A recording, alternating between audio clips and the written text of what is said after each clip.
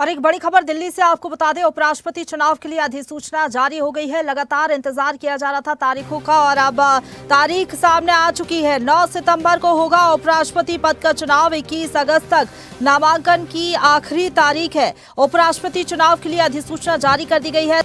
तो जगदीप धनखड़ के इस्तीफे के बाद से लगातार जो है हलचल तेज थी। लगातार इंतजार किया जा रहा था कि कब होंगे चुनाव और अब तारीख सामने आ चुकी है। 9 सितंबर को उपराष्ट्रपति पद का चुनाव होगा। 21 अगस्त तक नामांकन की आखिरी तारीख है।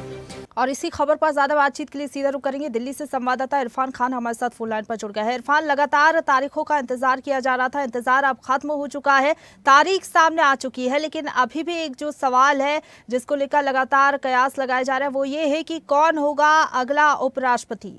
यहाँ प्रशंसा, जिस तरह राष्ट्रपति उपचुनाव की अगर बात करें, जिसको लेकर काफी कशमकश देखने को मिल रही थी, इसको लेकर सियासत भी काफी गर्मराती नजर आ रही थी। मैं आपको बता दूं कि इस समय जो है मानसून सत्र चल रहा है, जिसको लेकर विपक्ष भी लगातार कई सवाल जो है उपराष्ट्रपति के चुनाव को लेकर लगातार उठा रहा था कि आखिर क्या अटकलें लगाई जा रही हैं, किस तरह ये पूरा मामला हुआ है। राष्ट्रपति ने जिस तरह इस्तीफा दिया, उसको लेकर कई जो है मामले सामने आ रहे थे। लेकिन अभी मैं आपको बता दूं, फिलहाल जिस तरह उपराष्ट्रपति चुनाव की जिस तरह प्रतिक्रिया चल रही, जिसको लेकर अब तारीखों का भी ऐलान हो गया है। 21 अगस्त को जो है उपराष्ट्रपति चुनाव के लिए नॉमिनेशन भरे जाएंगे, जिसको लेकर अब प्रतिक्रियाएं भी शुरू की जा रही हैं।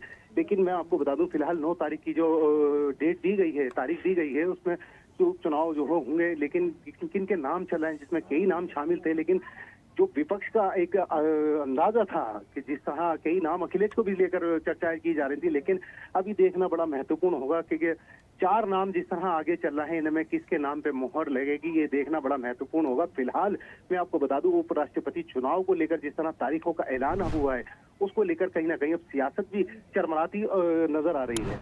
बिल्कुल, नामों की अगर बात करें तो कौन कौन से नामों की चर्चा हो रही है इरफान?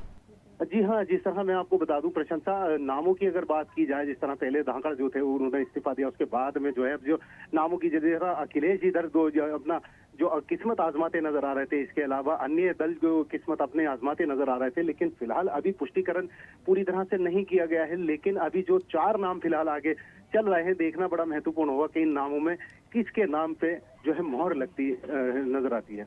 बिल्कुल, ऐसे नेता को चुना जाएगा, ऐसे केंद्रीय मंत्री को, वरिष्ठ नेता को, जिसको कह सकते हैं इरफान कि अच्छी खासी समझ हो सदन की कार्यवाही की भी, वरिष्ठता के आधार पर भी, और ये भी कह सकते हैं कोई संगठन का कोई मंझा हुआ नेता ही होगा या फिर किसी वरिष्ठ केंद्रीय मंत्री को ये जिम्मेदारी दी जा सकती है। जी हाँ प्रशंसा, सबसे बड़ी बात यह है कि जिस तरह मैंने आपको बताया, लोकसभा सत्र चल रहा है, मानसून सत्र चल रहा है और उपराष्ट्रपति की एक बड़ी भूमिका रहती है, जो सत्र को यानी सांसद को भी पूरी तरह से ध्यान रखता है। जो ऐसे नाम का चयन किया जाएगा जिसको पूरी जानकारी हो या वरिष्ठ हो, देखना बड़ा महत्वपूर्ण होगा। जो 4 नाम आगे चल रहे थे, उन नामों में से किसके नाम पे मोहर लगती है, ये देखना बड़ा महत्वपूर्ण होगा। लेकिन फिलहाल उपराष्ट्रपति चुनाव में जिसको भी पद सौंपा जाएगा, उसको पूरा ज्ञान होगा, जैसे कि आपने बताया कि अभी उसको पूरी जानकारी होनी चाहिए। देखना बड़ा महत्वपूर्ण होगा क्या कुछ सुनिश्चित किया जाता है। जी, शुक्रिया आपका हमारे साथ जुड़ने के लिए और अपडेट हम तक पहुंचाने के लिए इरफान।